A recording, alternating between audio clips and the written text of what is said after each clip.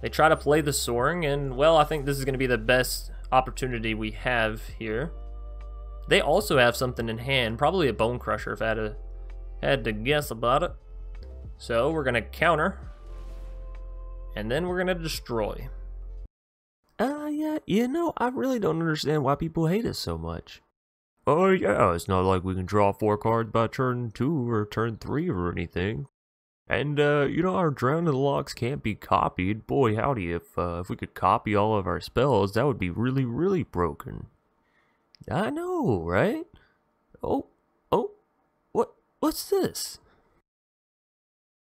What's up, everybody? My name's Chance, and are you ready to discover something that nobody else has really discovered yet? And it's kind of surprising to me because this is a little bonkers. So today we're going to be playing Dual Strike. I know I've been hard stuck on this card for a minute, but just hold on, right? We have good reason. Today we're not just playing some janky off-the-wall combo where you got to play this and another card and another card, and then they all come together and blah, blah, blah, blah, blah. No, today we're just using Dual Strike as a regular spell, so to speak, right? So we're going to be using it in a Maddening Mill deck. So we're going to be able to copy Maddening Cacophony, which is a 2-mana, make the opponent mill 8 cards, which is really, really nice, right? Especially if you copy it. Now they have to mill 16 cards, and well, that's usually enough if you're playing, I don't know, Rogues to finish off your foe. So we are going to be playing Rogues today. However, it's not your standard Dimir Rogues trying to... Well, we are trying to counter stuff, but it's not standard Dimir Rogues. We're going to be playing Grixis Rogues because we're using Dual Strike, and we're going for a more aggro-based rogue style of play. So, the reason we're using Dual Strike is it, one, really helps with Maddening Cacophony, right? You get down a few Ruin Crest, you get down a few Leaves Guild?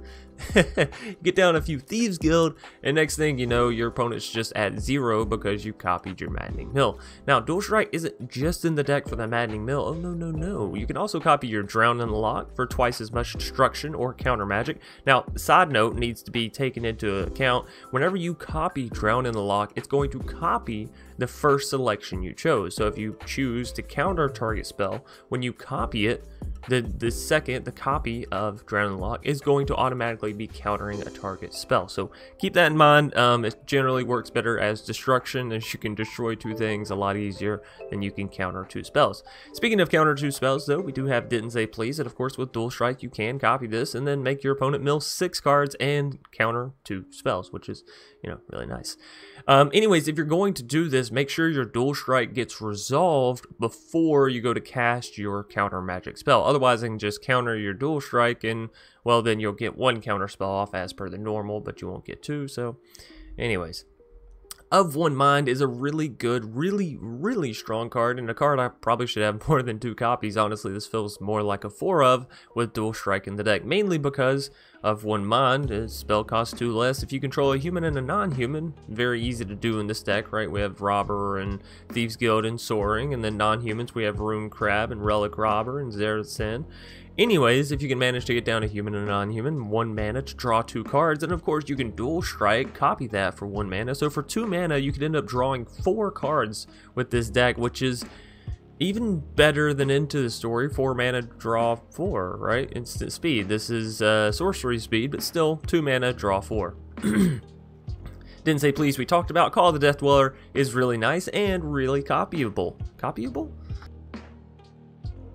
I don't know if that's a word. Anyways, Call the Death Dweller, use Dual Strike on it. You can end up getting up to 4 creatures back, which is insane, right? You can get back 2 Robbers and 2 Thieves Guild, or a Rune Crab, a Thieves Guild, a Soaring, and a Robber. You know, you pick and choose, but bring them all back. We do have 2 copies of Relic Robber, as we are, like I said, playing a little bit more aggressive, sort of destroy your stuff, take it for myself kind of deck. So 3 mana 2/2, whenever it deals damage to the opponent, right, to their face, we're going to create a 0/1 colorless goblin construct for them, and it's going to deal 1 damage to their face every single turn. Wold Mages is really good, and if you can get it reduced, well, again, you can copy it and take 2 of your opponent's creatures, which is, well, really easy and nice. Moving us along, we have Zerath Sin, the Trickster. This, of course, can come down for 4 mana in place of your Thieves Guild, Robbers, Soarings, Relic Robbers, all that kind of fun stuff. Still stuff from your opponent's graveyard, and that's pretty much it. We also have Into the Story. This 7 mana spell gets reduced by 3 if the opponent has 7 or more cards in their graveyard, and then we get to draw 4. I don't know if after this spell's cost gets reduced, if you can dual strike it. I haven't tried that yet, so maybe one of y'all will try it and let me know. Come back with the details, the information, right? Let us all know how it works. Anyways, that's gonna pretty much do it for the deck tech breakdown today. I can't recommend this deck highly enough because, well, you either like Rogues or you hate Rogues. If you like it, I think you're gonna love this deck. Dual Strike is such a fun card, and allowing you to go into Grixis, play more aggro and not so controlling is fun in my opinion. Now, if you hate Rogues, well, then I'm sorry that I just ruined your day a little bit. Anyways, thanks everybody for watching, commenting, and subscribing. If you want to see more, of course, be sure to hit that bell icon after you do subscribe for the most amount of content. Anyways, without further ado, let's dive into the Maddening Mill deck. Anyways, Singer? Like singer, but not singer. Anyways, we're gonna keep this hand. It's a little on the off-colored side as far as rogue starter hands go, but I like the man. I like the man. No, I like the mana split, so we'll keep it.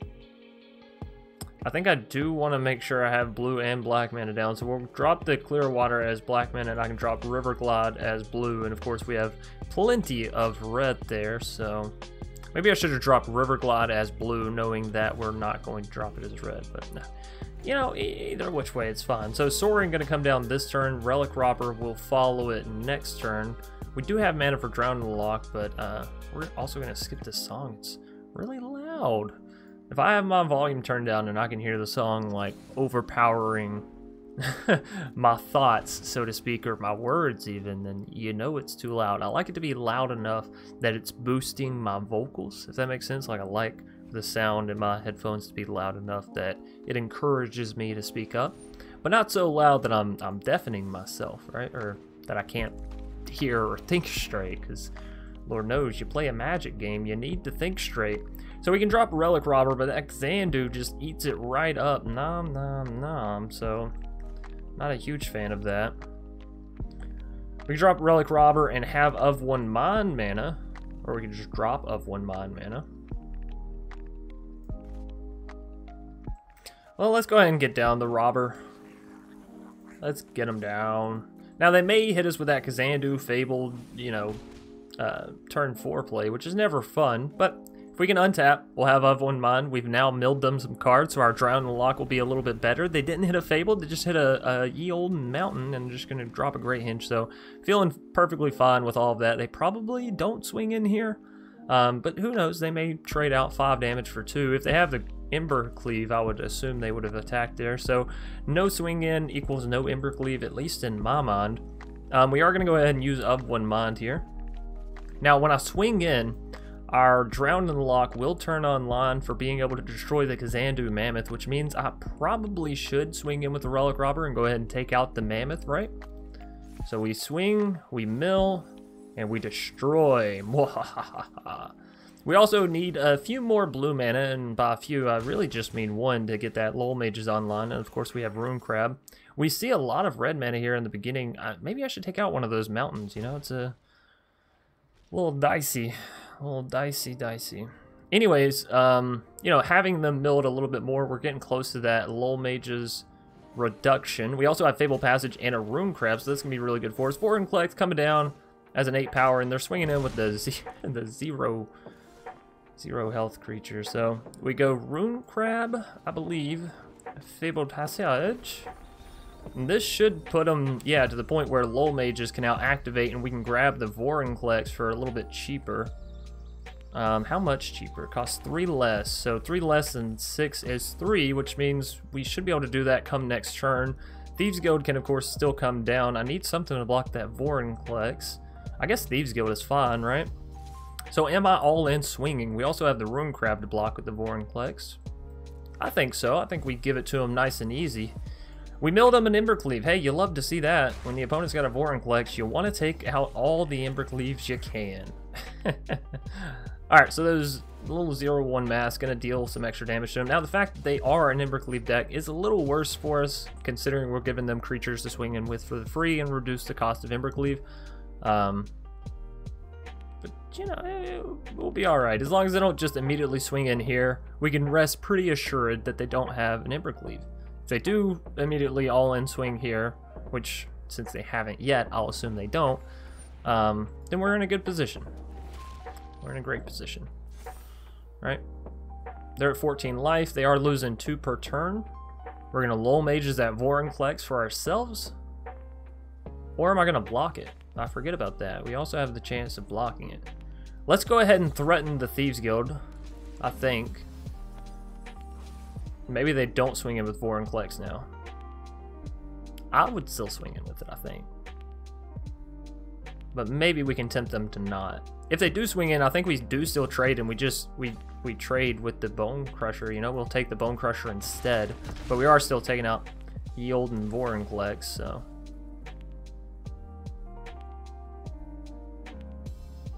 We're down to 4 life as well.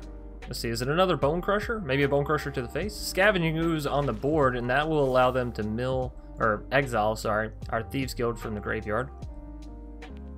They don't have enough, like, you don't have enough mana to really go into exile in your own stuff. They're just going to drop a Love Struck Beast token.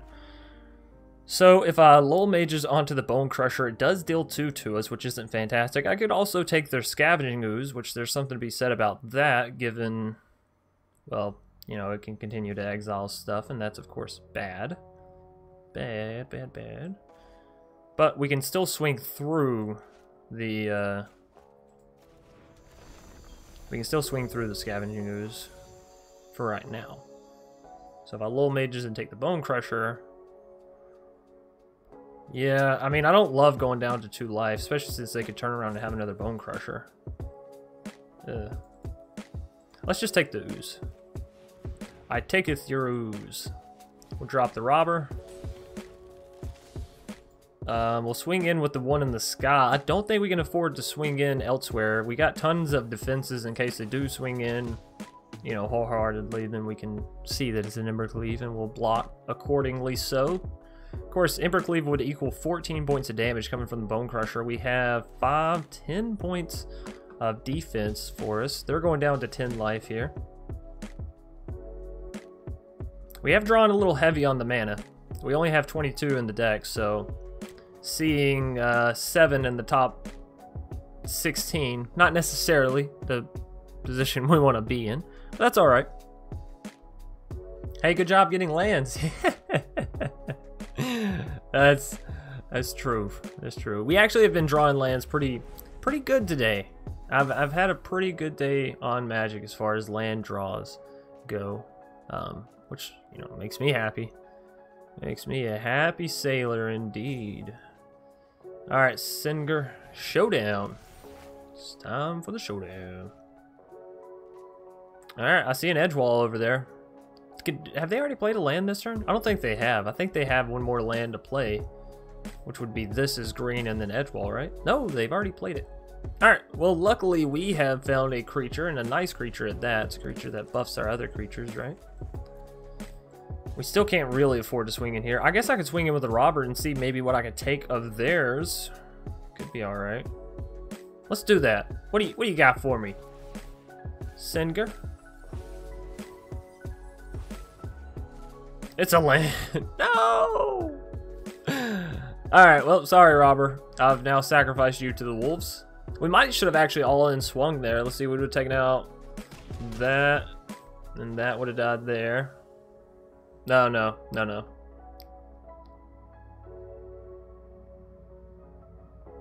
Well, damn. Yeah, I should have swung in. I should have all in swung. I'm sorry.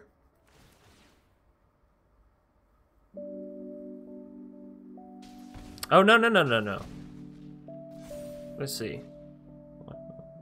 Well, I think it doesn't really matter. If they have the Embercleave, they have the Embercleave. They have the Arnie, which is certainly not fantastic for us, right? We have 4 blockers. They have 4 actual attackers, given they have the Arnie, and they might drop that and proc that, right? They're thinking about putting a counter on their 0/1 creature. Are they thinking about going wide here? Like just playing enough spells to build up the but I have 4 blockers. That's what's not making sense. So Arnie comes down, costs 3. That leaves them with 3. How much does Arnie cost? Boast of 1. All right. Well, that's not fantastic for us. So 3 and then 1 leaves them with 2.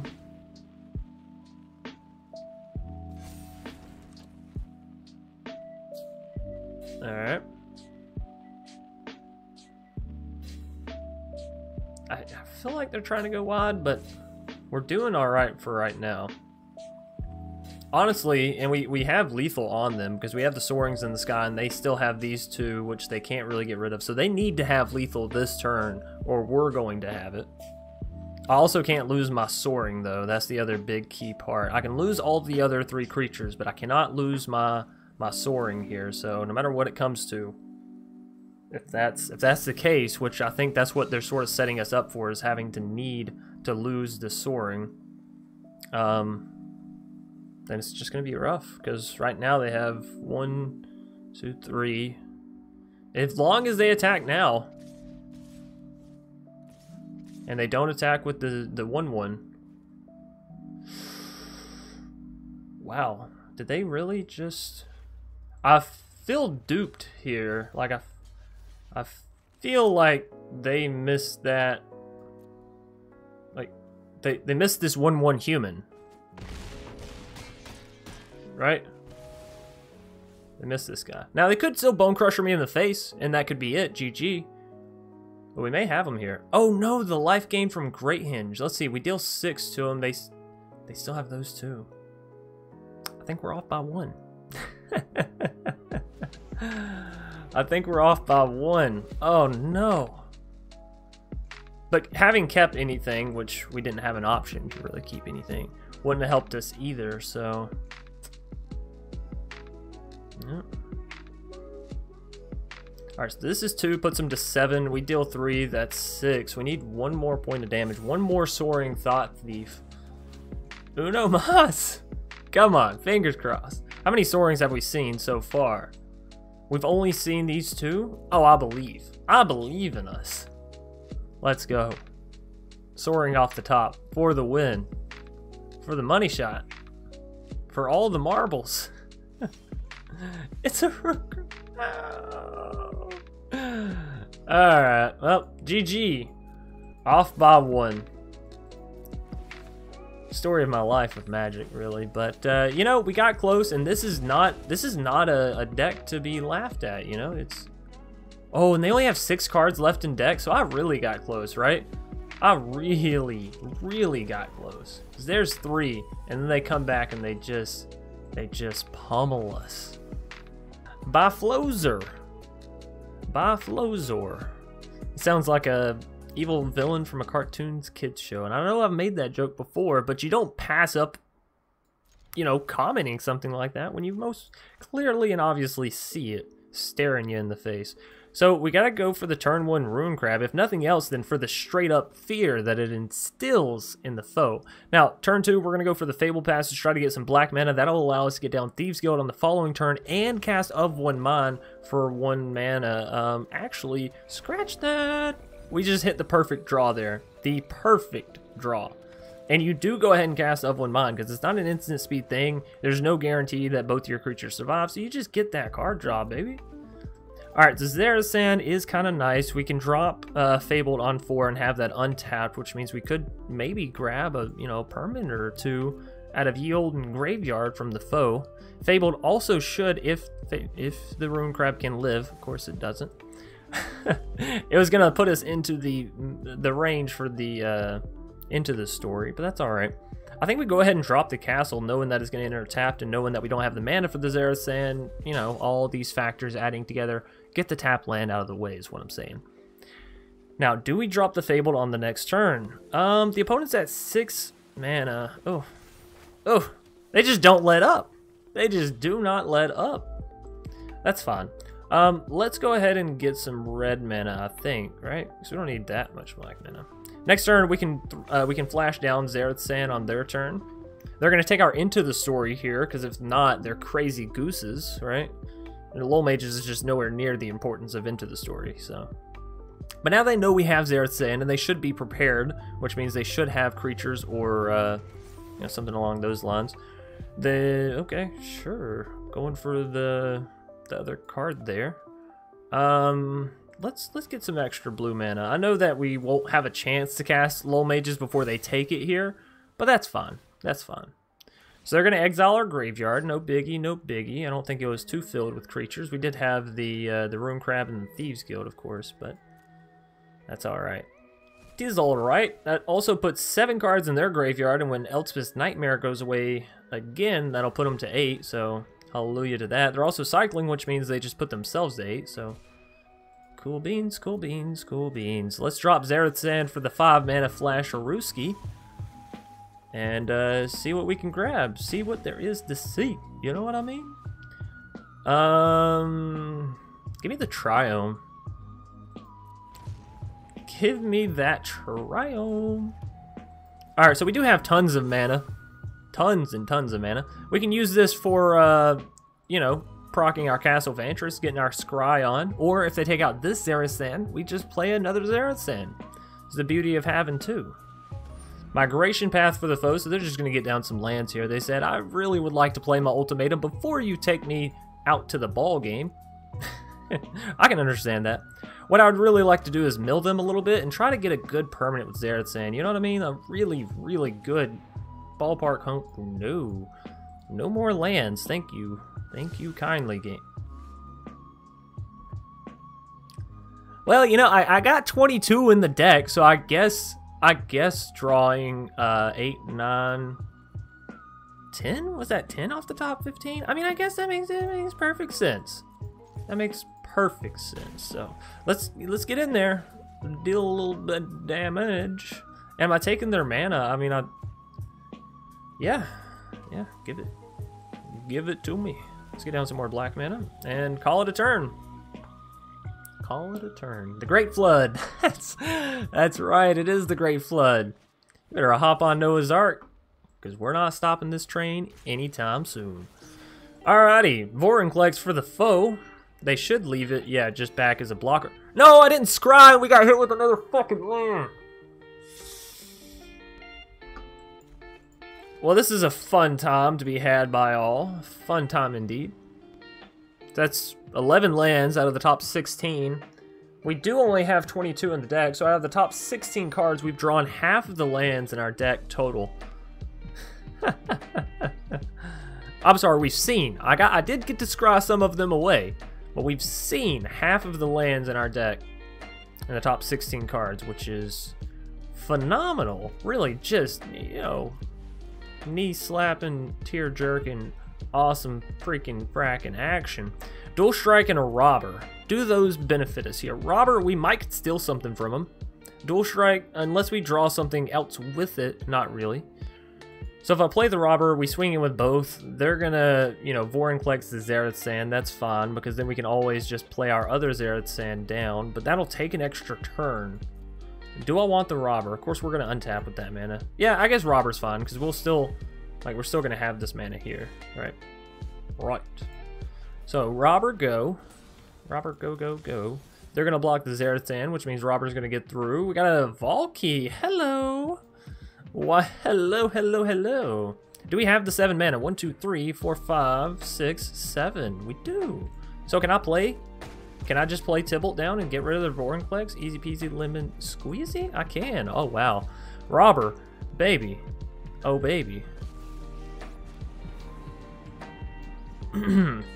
Now, we can only exile, but still, that's really good. That's really good. Now we can Heartless Act the Vorinclex, right? Right, a Rooski. That's a Triome that's untapped there. Let's grab some additional black mana, I guess. Heartless. Destroy. Oh, how the tides have turned. You go from drawing tons of mana. Hopefully the opponent doesn't ultimatum, by the way. If they ultimatum, then all this crap I've been talking is for naught. Alright, well, let's see what they get. We do have an Into the Story over here, so as long as Tibalt remains, we can cast this Into the Story, which would be rather nice. How many cards do they actually have left? 29. 29. So whatever one I pick, they get the other two. I think I'm fine with Kiora and Valky, right? Because I can't let them have another turn. Or if I let them have another turn, they get to tap all my permanents, and then that's not good. Of course, if I let them have that... No. Don't take another turn. I want it to be my turn. I want it to be my turn. Alright. So there's that. Tibble. Yep. With their Tibble, now they can exile our robber, right? And we can't exile their 8/8, so that is a little bit of a bad situation. But as long as we can hold out with our Zerasan and get in at the right time, we might can take their Kiora. That would be pretty cool. We'll see. We'll see. Well, I mean, honestly, just milling them might be the best bet now, honestly. We'll see, though. They play the robber back down at us. It's not going to grab them a card, but it can attack and it can deal damage, right? It can take the Tibalt down from 3, which is fine. It's fine. All right, exile. Let's see what we get. Maddening and Elspeth. Maddening and an Elspeth. Maddening can mill them down to 20, which, you know, is okay. Elspeth can take care of their robber, which is fine. This is going to tap all of my permanents, so I should be... Like, this is going to come down on their turn, right? So that's fine. Alright, so I think we go for the Elspeth Conquers Death here. Or Elspeth's Nightmare, Elspeth Conquers Death. Yeah, no, you know what I mean. You know what I'm saying. We have to go for the end to the story, and then that leaves us 1, 2, 3, 4, which is a Thieves and a Maddening. So yeah, that's fine. Alright. Another Maddening and 3 other lands. How? Howdy. How are we doing this? I don't know. So 2 Maddenings takes them down from 28 to 12. To 12 cards. And then Thieves Guild takes them down to 10. They draw 1. They're down to 9. Alright, well, we might be milling them. We still got the Thieves Guild. Of course, this is going to block their Kraken. They're feeling pretty good because they're like, ooh, tap all your stuff. It doesn't get to untap. What? Question is, do they go for my face or do they go for my Tibalt? I mean, I guess they don't have to worry about the Tibalt because it's tapped, but does it matter? Does a Planeswalker being tapped matter? Allrun's Epiphany. Oh, snap. Oh, snap. That's the one card you just absolutely needed to not draw. And you drew it anyways. That's funky, huh? It's not good for us.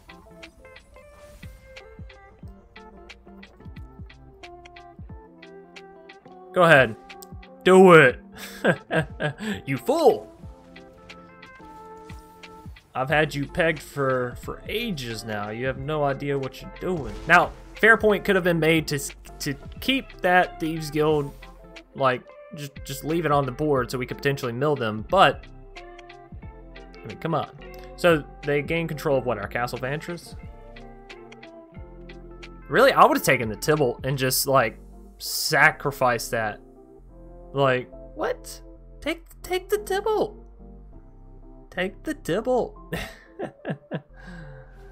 Another ultimatum, but they only have 7 cards left, so like, surely it can't be that good of an ultimatum, right?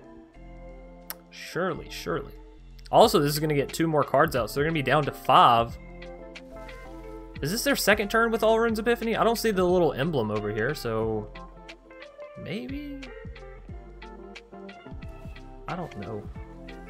They got a Rune Crab from us, which is really bad because I really wanted that Rune Crab, actually. Considering we have a Fabled Passage, like, think about how they would have been...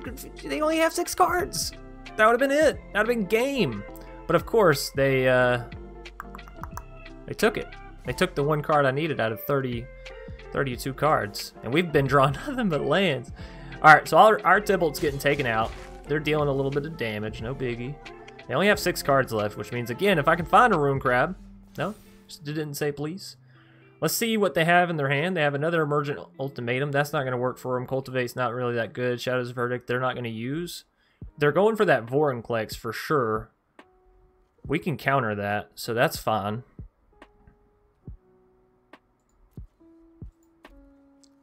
I think I take the Emergent Ultimatum.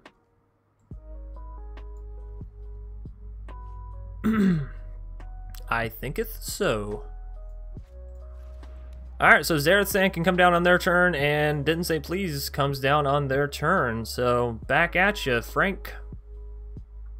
Or Biflozer. Because we want the Xerath to come down after their Tibalt activates his ability, right? Didn't Say Please is also going to mill them 3 cards, so they really need to be careful here. They're down to 5. If they use Migration, they're down to 4. If they go to play Vorinclex, I mill them 3. They're down to 1, which means I really only need to mill them 1 more card, and I'm sure we can figure a way out to do that. Let's see what they got here for me this time. Call the Death Dweller. That's a pretty good pull for them. Do they have anything they can actually pull? A Valky. Oh no, that's so that's... Come on, game. You gave them the Rune Crab, and now you give them the Call the Death Dweller, the 1 card I have in my deck? Alright, well, fine. Fine. They've already used Valky, or Tibalt, so I can go ahead and play Xerath, and then Valky doesn't grab anything, and I can still counter the Vorinclex, so this is fine. Whatever. Back at you, Frank. Ha-ha. Joke's on you. I ain't got no more creatures.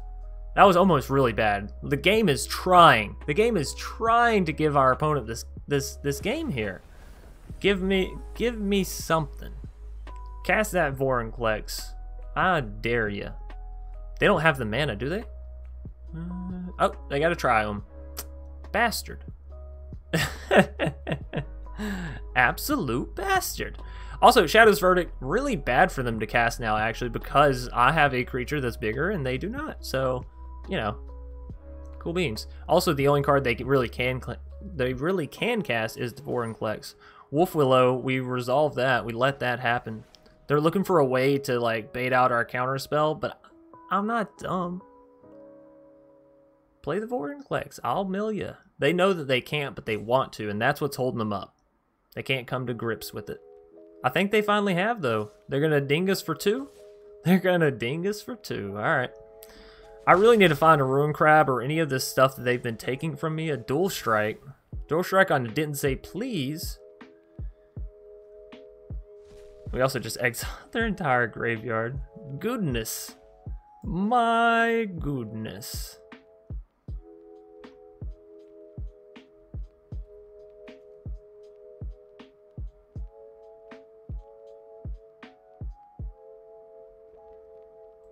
Alright. Well, we gotta pass it back to him.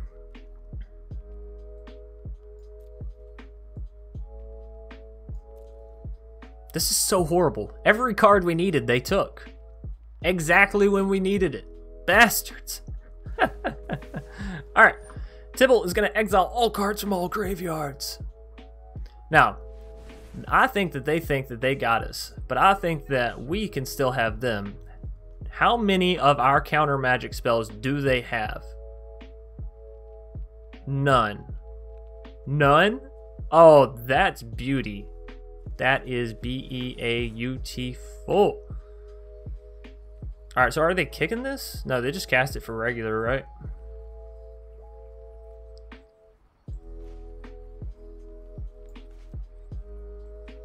Alright, we resolve this.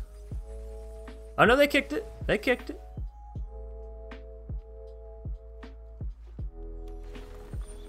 They're gonna try and mill us, right? So this is... Oh no, wait. I don't think they can mill us. I don't think they can. Surely not, right? Surely they're not gonna mill us. That would be so horrific. Now we do still have the Didn't Say Please, so we have to time this perfectly.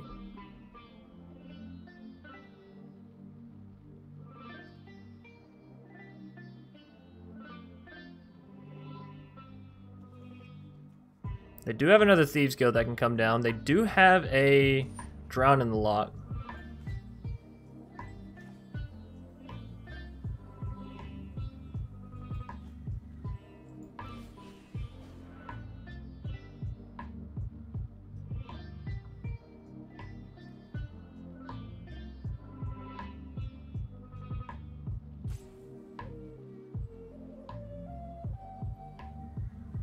Here's the thing. If they counter Dual Strike, they've used their counter spell. If they don't counter Dual Strike, then when I go to cast it and say please, we will get to copy it because we cast it. So they kind of have to counter it, and they also at the same time can't afford to.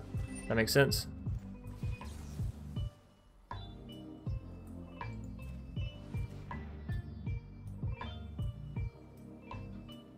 Oh no, I made a huge mistake. Oh, I'm so sorry.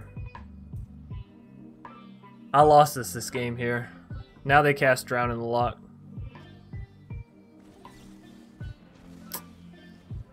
Yeah. I think that's GG.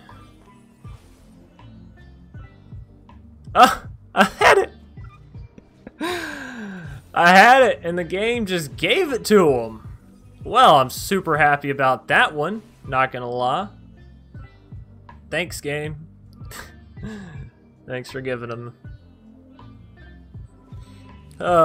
Whew. Yeah. Yeah. Becoming Loki. Gonna be our first foe with this deck, and we're gonna keep it right out the rip. No need to mold this one away. We got good stuff. Good stuff. Now, do I foretell the Dual Strike, or do we try to cast it just for the 2? Because, you know, occasionally casting it just for the hard 2 is not a bad thing either. Also, I have to remember that I'm in ranked, so show no mercy, Chance. Show no mercy. Because y'all know me, in regular play queue, I'll be like, well, let's go for the fun play. But in ranked, you can't always do that. You can't just play what's fun, as much as you may wanna. Can't always have that Fanta. So do I go for the Drown in the Lock, or do I go for the Foretell on the Dual Strike? We see that it's a mono red deck, right? I think the Drown in the Lock mana will benefit us more, given we don't have anything else to Dual Strike. So if I wait on, if I wait and go ahead and foretell the Dual Strike, right, rather than save the mana for Drown in the Lock, we may not have a need for Drown in the Lock come later. I mean, we would definitely have a need for it to come later, but we'll get to foretelling, you know, Dual Strike. If that's what we need to do, then that's what we'll do. I think instead, for right now, the time being, we just counter the Robber. Show no mercy. Don't let them have anything. Keep the, you know, pedal to the floor. All that classic stuff that you want to hear. Now we'll foretell the Dual Strike, and it'll be readily available for us when we need it. Just when we need it. Robber coming down for the foe. Now we do have a Zerasan that is going to be able to come down for us and pull out a Robber of theirs. They've had 3. Oh no. No. Frostbite taking out our Rogue, and they put a hard stop there. Now don't get me wrong, I can use Call and bring back that one Rogue. But this is why we really only need that one copy of Call in the deck, right? It's because, well, you don't really want to be using too many of them. So if I go ahead and Call here and bring back that one Rogue, how am I feeling about myself? Not too happy. Not gonna lie, I'm not too happy about it. But their Robber doesn't proc, so I'm actually gonna pass it back to him and just keep mana for Drown in the Lock and look for maybe taking out a big creature, or I'm gonna take out their Faceless Haven. That works for me. That works for me. If it works for you, right, Loki? Glad, happy to be doing this. Another, wow, if I was them, I would be so angry right now. So what we're gonna try and do is we're gonna copy our Drown in the Lock when they go to play a spell. So what we'll get out of this is 1, counter magic, 2, destruction. So pass to attackers. We have to let this happen. It won't proc, so that's fine. We'll take the, you know, a little bit of damage.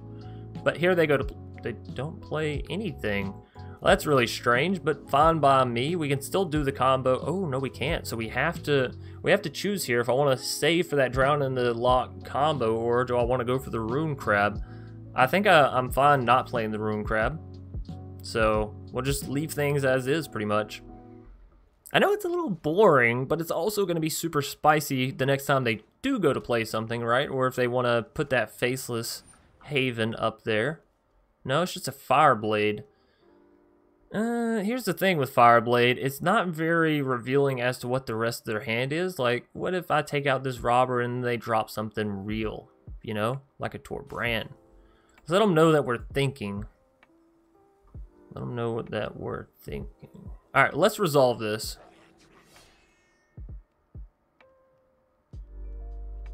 And who knows, maybe they turn their Faceless Haven online, and then I use Dual Strike, copy my Drown in the Lock, and take out the Robber and the Faceless Haven. And then, you know, we've set them back that much more.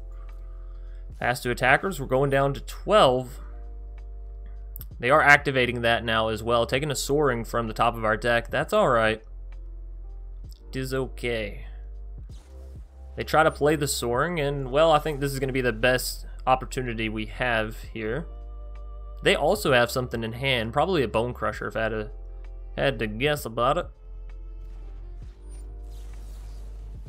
So we're going to counter, and then we're going to destroy. Counter, destroy. Oh no, it copies the same thing? No! Well, that's a hard oops. That's a... I'm sorry, everybody, but at least now we know. At least now we know. And they're just laughing. They're like, yes.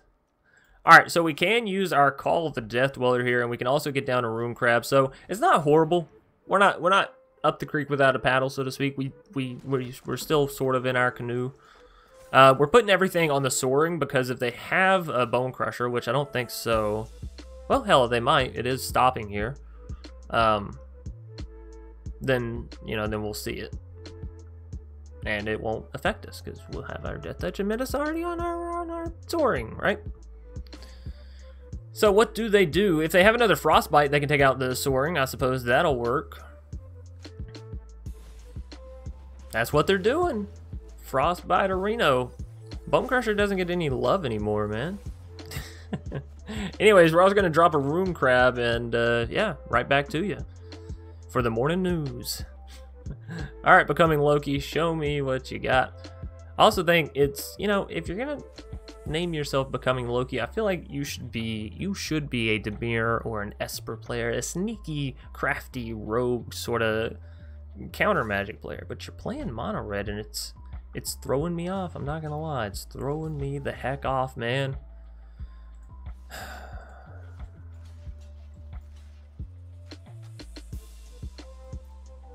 Alright.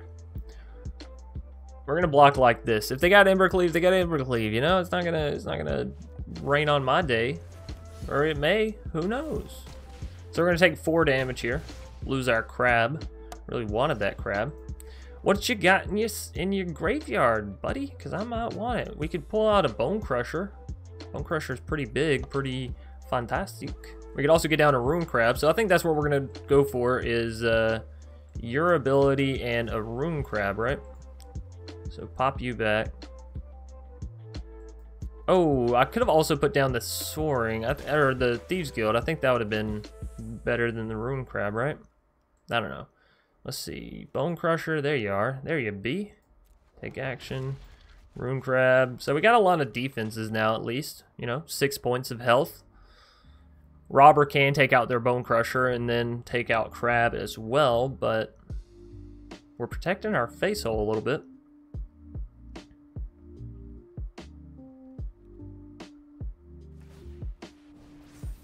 Faceless Haven coming online. Alright, so this is 5 damage for us. We block there, that's still going to send 3 through. Could also trade here, right? Take out their Faceless and block the Robber. Still going to deal 4 to us, but we're also getting rid of their Faceless. Alright, they're also all tapped out, which means our Xerath Sand can re-grab their Bone Crusher now. Right?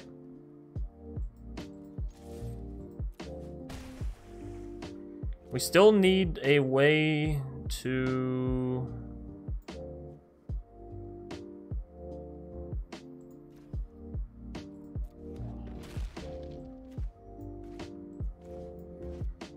Like, Robber's gonna punch through... Oh, no, because we have Thieves Guild. Alright, that's fine.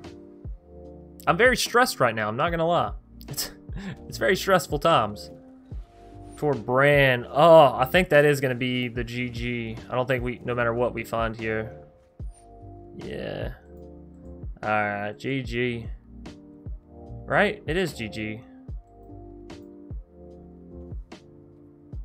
Well, hell, let's see. Because that deals 2. That deals 2 as well, I think. I think this is GG. You have to block fully like that, but...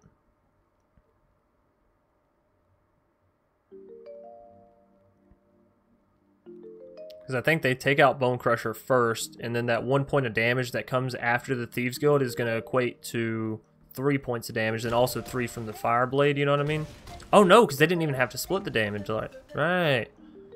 Well, Becoming Loki taking us down, but that's alright, because I think we gave Mono Red a good run for its money, and it's not like they were coming up short on their draws, so that was, yeah, pretty good. Pretty good indeed.